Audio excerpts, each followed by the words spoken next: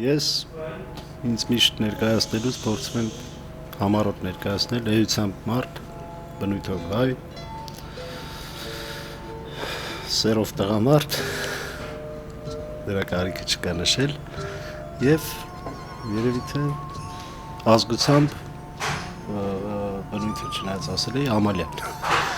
Ամալյանների գերդաստաններից եմ սերվել, Ամալյան Դավիթ, մասնագիտությամբ երգահան երգիչ, բայց ես մասնագիտությունը մեկ իմ մասնագիտությունը մի քիչ ավելի շատ հոբի եմ դմանացնում։ Վերցնենք նկարը։ Ցույց տամ։ Չգիտեմ որտեղ է, ռետրո ժամանակաշրջան է։ Երջանիկ երեխա։ Եվ զարմանալի է, որ գինու շշերից է երջանիկ։ Ես միշտ իմ մանկությունը, որ երջանիկ պահերը հիշում եմ, չգիտեմ, շատ նմանեցրեցի ինչ-որ բանից ուրախ, չգիտեմ, թե այդ օրը դպրոցում ինչ-որ աջակցություն է եղել, թե ինչ տուն գնալուց։ Հիմա այս երեխու մոտ նույն զգացողությունն է, բայց գինու շշերով հետաքրքիր է։ Լավ։ Այդ տարիքում ուրեմն նորմալ մարդ է դառնալու։ Գինու շշերից այդքան ուրախացել է։ Տիեզերքից վախենում եմ, ես հաջորդ նկարը տիեզերքի մասին է, որից բացարձակ եւ խոսել եւ քննարկել չեմ սիրում, ուղղակի ճակատագրի այնց ստացվեց, որ ես նկար ընկավ,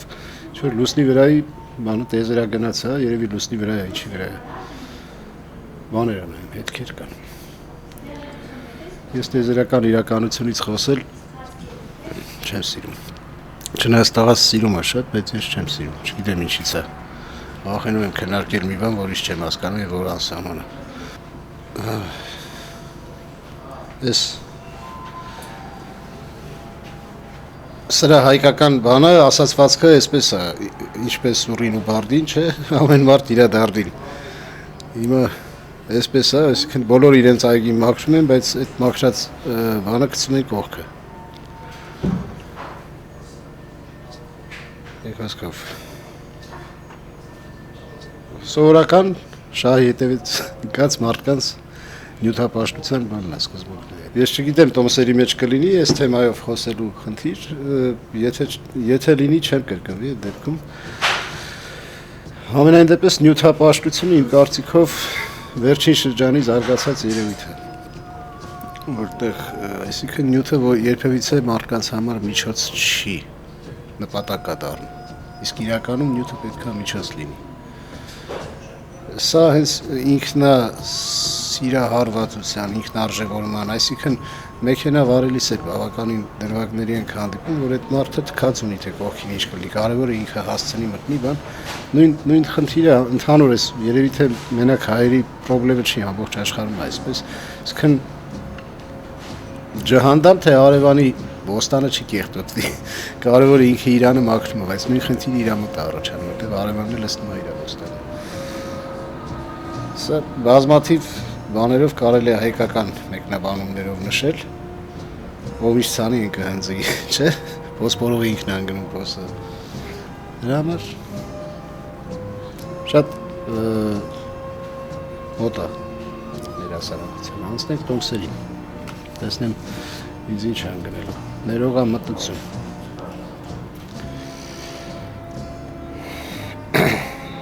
Ներողամտություն իմ կարծիքով միշտ այս թեմայից խոսելիս հիշում եմ, որ Սևակի խոսքը, որ ատում եմ են բարությունը, որ խեղճությունից է ծնում։ Այսինքն իրական ներելը ուժեղ մարդու խնդիր է։ Այսինքն բարին դա ուժի ծնունդ է։ Եվ ես սարսափելի հիմնականում կինոտեն են մարդիկ, ովքեր դավաճանում են հետագայում։ Դրա համար ներողամտություն իմ կարծիքով առավել ևս տղամարդու համար ամենամեծ նայած ներողամտությունն է, իհարկե ամենամեծ հատկանիշներից է, ինչու՞ չէ կնոջ համարել։ Իսկ եթե բոլորը ներել իմանան, ամբողջ աշխարհը չգիտեմ, այդ վաղ Եդեմի կնմանի։ Ներողամտության մասին այնքան կարելի է խոսել ես ներելու զգացողությունը եւ դու միշտ պատրաստ լինես նաեւ խնդրելու դիմացին ներողությունը։ Այսինքն հենց հավատը ինձ համար ներելու զգացողություն է, որտեղ մենք միշտ Տիրոջից ներում ենք խնդրում։ Պայմանական Տիրոջից, դեզերքում գտնվող ինչ-որ ուժից, որ մեզ ստեղծել է։ Եվ այս դեպքում հետաքրքիր է, որ համընկավ այս պահին ես հուշերեկո եմ անում մեր ընկերոջ, այսինքն ես չէ, մենք ընկերներով ենք անում Հրաչ Մուրադյանին, որ հերթական դավաճանի գնդակով գնաց Պրոշյանի գյուղապետ Հրաչին 50-ամյակն է մոտենում 2-3 օրից է ու խորագիրը դրել ենք ներողություն, որտեվ ես այդ ընկերներից միշտ ներողության համար եմ հիշում, միշտ ինչ-որ փոխանակ փառք, տղերքին փառք, ես եմ այդ փառք բառները չեմ էլ սիրում, միշտ զգում եմ, որ ես իրանցից ներողություն ունեմ խնդրելու եւ խնդրում եմ, չգիտեմ, երևի այն զգացումից է, որ միասին գնացել ենք ես հետ եմ եկել, իրանք չեն եկել, ովքեր չկան, առավել եւս այն տղերքից, ովքեր այստեղ դավաճանի գնդակով են գնացել, բնավորություն եւ դաստիարակություն Ասեն, որ դաստիարակությունը բնավորություն չի փոխում, բնավորությունը առաջանում է գենետիկ ինչ-որ բաներից, ձևավորվում է բնավորություն որոշակի, ենթադրենք կա սովորություն, որ ենթադրենք եթե ինքը փոքր ժամանակվանից ընտանիքում դաստիարակության միջոցով տեսել է մաքրասիրություն, բնականաբար կդառնա մաքրասեր, բայց սա բնավորություն չի, մաքրասիրությունը սովորություն է։ Բնավորություն իրական հոգևոր բնավորության մասին է խոսքը, որ մտածելակերպ է դա, դաստիարակության հետ ես չեմ կապի, դա ավելի շատ գենետիկ իրականություն է, որովհետև ես ինքս շատ եմ շփվել մարդկանց հետ, ովքեր բնավորությամբ շատ նման են իրենց ծնողներին եւ ծնողները նման էին պապին, իրենց երեխան նման է իրենց, այսինքն սա ավելի շատ գենետիկ նշանակություն է ինձ համար։ Շարունակենք։ Մտորումներ։ Ես հենց ստեղծագործելն է։ Բոլորը ստեղծագործող են իմ կարծիքով, անկախ մասնագիտությունից։ Սկսած, այսինքն չեմ ուզում ասել սկսած, որտեղ դա որևէ ձևով չեմ ուզում կապել բարձր եւ ցածրի հետ։ Սկսած որևէ ինչ-որ ցածր մասնագիտություն ունեցող մարդկանցից մինչև ես իմ արվեստագետներ կամ քաղաքական գործիչներ, բոլորն էլ ապրելուց ստեղծագործում են այն պահին, երբ մտորում են։ Ուղղակի ամեն մեկը մի ձևով արտահայտում։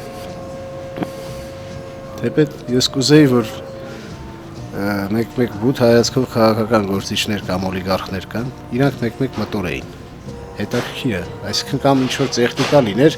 որ այդ տեխնիկայի միջոցով օրինակ տեսնենք, այս մարդը տենաս, որ մենակ է մնում, ինչ է մտածում։ Չէ, հետաքրքիր է, որ ինքը ենթադրենք իրանից միայն վառ բաներ ենք լսում, սենց արեց, նենց արեց, սենց վարվեց, նենց վարվեց, այսինքն տեսնում ես էկրանով, որ 5 հատ դաշտ փոխեց, բարոյականության անվան տակ ինքը իրան,